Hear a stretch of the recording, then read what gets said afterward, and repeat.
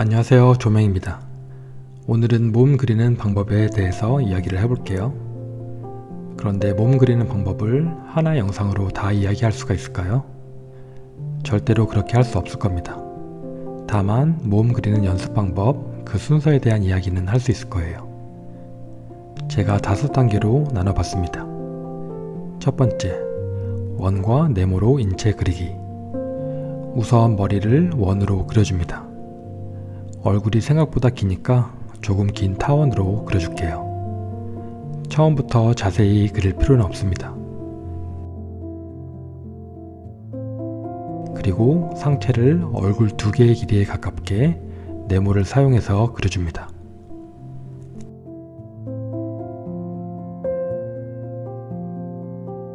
때에 따라 상체를 큰 타원으로 그리기도 합니다. 그리고 이어서 골반을 조금 작고 넓은 네모로 그려줄게요. 인체를 그릴 때 간단한 도형을 이용하는 이유는 인체의 복잡한 형상을 간단하게 표현하면서 그 비례와 구조를 미리 가늠해 보기 위함입니다.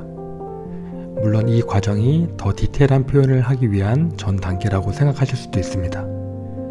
하지만 그것보다는 먼저 복잡한 인체를 단순하게 표현함으로써 디테일한 요소로 내 시선을 빼앗기지 않고 전체적인 비례를 보기 위함입니다.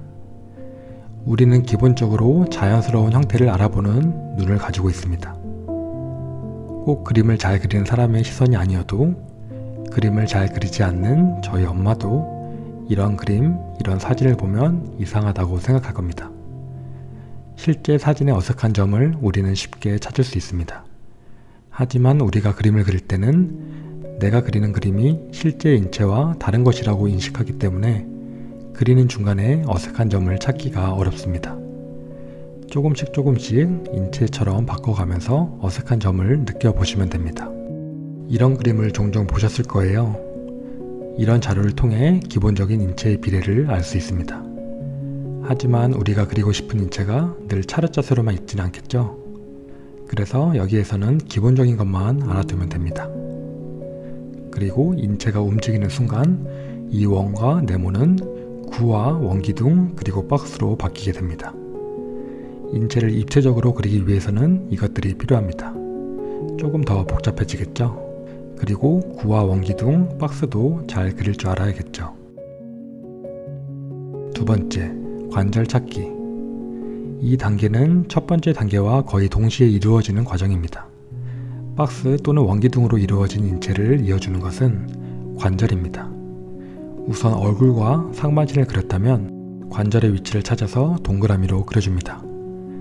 인체를 바로 그리기는 어렵다고 하더라도 관절의 위치를 찾아서 표시해 보는 것은 쉽게 해보실 수 있을 거예요.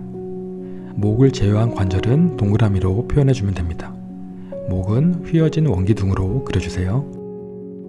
그래도 관절의 위치를 잘 찾기 힘들다고요? 괜찮습니다. 처음부터 관절의 위치를 완벽하게 찾을 수는 없습니다. 접근하기 쉽다는 말이지 쉽게 완벽하게 그릴 수 있다는 말이 아니니까요. 조금 어색하면 고치면 됩니다. 이 과정을 반복하면서 우리는 형태감을 익히게 됩니다. 인체에 대해서 조금 더 익숙해지게 됩니다. 그리고 이렇게 찾은 관절을 처음에는 선으로 이어주지만 나중에는 네모 또는 원기둥으로 바꿔줍니다. 이 과정에서 내가 그린 그림이 조금 더 실제 사람처럼 보이기 때문에 어색한 점을 더 쉽게 알아차릴 수 있을 거예요. 세 번째, 기울기, 흐름, 무게중심. 관절의 위치만 잘 찾아도 기울기, 흐름, 무게중심은 잘 맞게 그려질 거예요. 하지만 앞서 이야기했지만 처음부터 완벽한 관절의 위치를 찾아 그리기는 어렵답니다. 그래서 한 번 더 자연스러운 형태를 위해서 보완 체크를 해보는 거예요. 여기 어깨가 조금 올라갔죠?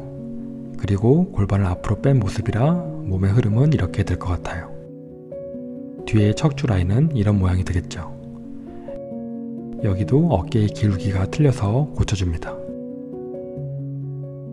기울기와 흐름은 그리는 중간중간에 찾아가셔도 됩니다. 이 흐름을 먼저 그리고 나서 거기에 맞춰 인체를 그릴 수도 있고 앞서 도형들로 그려진 그림 위에 그 흐름들을 찾아가면서 수정할 수도 있습니다. 인체가 잘 그려졌다면 그 안에서는 자연스러운 흐름들을 볼 수 있습니다. 팔과 다리로 이어지는 흐름들도 있겠지만 가장 중요한 흐름은 척추의 흐름입니다. 그리고 무게중심. 무게중심은 지금 그리는 포즈에서 잘 설명되진 않지만 매우 중요합니다. 지구상의 모든 것들은 중력의 영향을 받고 직립보행으로 살아가는 사람은 자연스럽게 무게중심을 잡고 있습니다. 물론 어떤 액션을 하는 장면은 무게중심이 이동하고 있기 때문에 예외적일 수 있겠죠. 어렵게 생각할 것 없이 보기에 넘어질 것 같지 않으면 됩니다. 한 예로 한쪽 다리에 무게중심이 실린다면 보통 어깨의 기울기는 이렇게 될 거예요. 4. 해부학.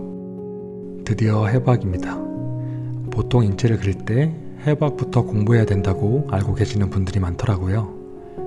하지만 지금까지의 과정을 보시면 아시겠지만 해부학을 몰라도 충분히 인체를 그릴 수가 있습니다. 오히려 기본 비례에 대한 감을 익히지도 못한 채 해부학을 공부한다면 자연스러운 인체를 표현하는 데는 좋은 방법이 아니라고 생각됩니다. 그리고 해부학 공부를 시작하려고 할 때 그 범위가 너무 넓기에 어디서부터 공부해야 하는지도 알 수가 없습니다. 제가 제안하는 방법은 우선 관절의 위치부터 공부하셨으면 합니다.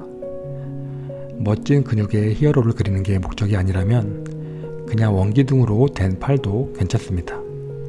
하지만 관절이 위치한 곳은 해부학적인 지식이 없으면 그 구조를 표현하기가 어렵거든요. 관절이 위치한 곳의 구조와 해부학만 알고 있으면 그 나머지 곳은 그냥 보이는 대로 그리기만 해도 자연스럽게 그려볼 수가 있습니다. 핀터레스트에 찾아보면 많은 내용을 보실 수가 있을 거예요.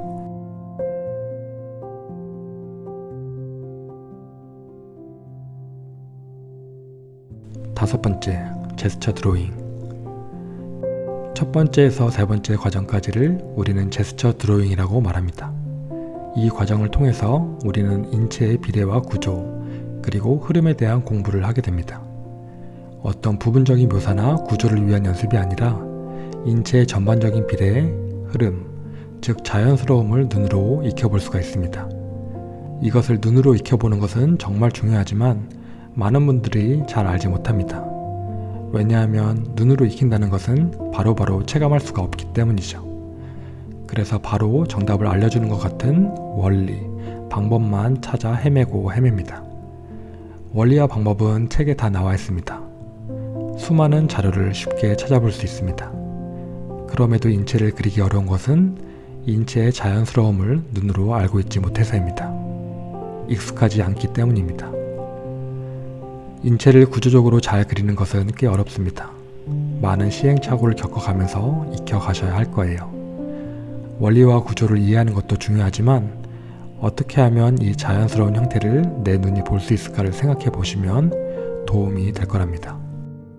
이런 시각으로 많은 그림을 그려본다면 조금씩 내 눈이 자연스러움을 찾아가게 될 겁니다. 마지막으로 한 가지만 더 이야기하자면 인체를 잘 그리기 위한 노력은 두 가지 방향으로 나뉠 수 있습니다. 첫 번째는 그림 한 장의 완성도만을 위한 노력. 두 번째는 내 눈이 인체의 자연스러움에 익숙해지기 위한 노력. 어떤 노력이 더 좋을지는 잘 생각해 보시길 바랄게요. 이번 영상에서는 인체를 구조적으로 그리는 방법 그리고 순서에 대해 알아봤습니다. 이 과정들이 다 하나하나 단계적으로 순차적으로 이루어지는 것은 아닙니다.